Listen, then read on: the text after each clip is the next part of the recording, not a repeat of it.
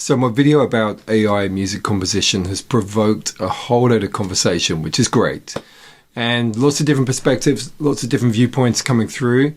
And this is across, different platforms, say Instagram, Facebook, and YouTube. And what I think is really interesting is that what is becoming apparent, and I'm sure that there is a company somewhere that's going to look after this, or even several competing companies. And that's the idea of a digital watermark of some kind, some kind of kite mark, or maybe even like those cereal boxes or food products where you get a traffic light system. So it could be that there are traffic lights which indicate the degree of AI compositional aspect. So for a given song, if I write it 100% and if I play and perform it 100%, then it shows that it's green.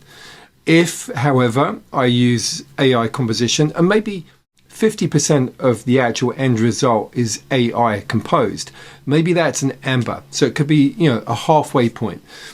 If I've used something that's 100% composed by AI, that would be red and it would be full. So just some idea, some system so that we can be notified of the true reality.